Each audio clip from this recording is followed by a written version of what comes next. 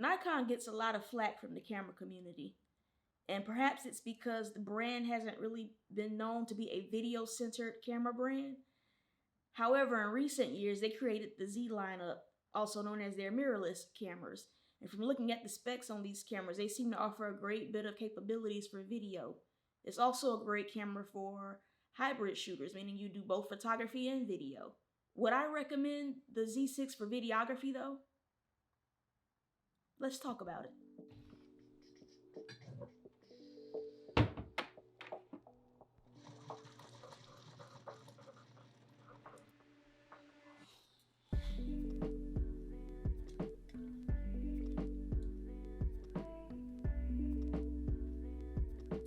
I won't go too deep into detail about the specs of the camera because there's already so much information on it already. Released in 2018, the Z6 is a full-frame camera with the ability to also shoot with a crop sensor. It records video in 4K up to 30 frames per second, 1080p if you want to shoot in 60 frames or slow motion.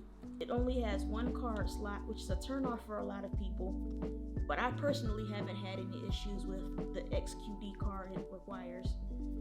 Is this a good vlogging camera? Not really. The one thing that disqualifies the Z6 from being a vlogging camera is its lack of a flip-out screen. It has a tilt screen instead that photographers may like for high-angle shots. However, you can adapt an external monitor, as I did, so that you can ensure your focus and framing. The low light capabilities are okay, but I'd still recommend external lighting options regardless of the camera you use. When the camera was released, Nikon promoted a filmmaker's kit that included a gimbal and other accessories. Nikon also gave filmmakers the option to send it back to them for the in-log firmware to be installed for a fee. It would have been a game changer for narrative filmmakers if it were included. I did not like the fact that I would have to go through all of that, so I decided not to send it back and just use the flat profile instead whenever I wanted to shoot video. For this vlog, I am currently filming in the flat profile option, and I lightly color graded the footage in post. On my camera, I added a SmallRig cage to the camera so that I could adapt other accessories, such as a side handle, top handle, microphone, and of course the external monitor.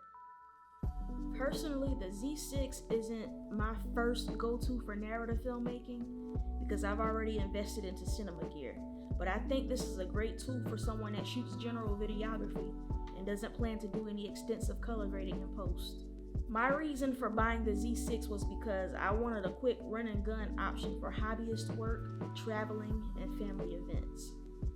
A Nikon DSLR, the 5200 to be exact, was the first camera I ever had, so I was already accustomed to the buttons and menu system. It was also more cost effective to keep the old Nikon lenses and adapt them to the camera using Nikon's FTZ adapter. As I've said before, I think the Nikon Z6 is a great tool to have, especially if you're a hybrid shooter, meaning you do both photography and video. But if you're a hybrid shooter or you're interested in being one, let me know in the comments what you think about this camera. If you enjoyed this video, I invite you to like and subscribe to my channel and stay tuned for more content to come.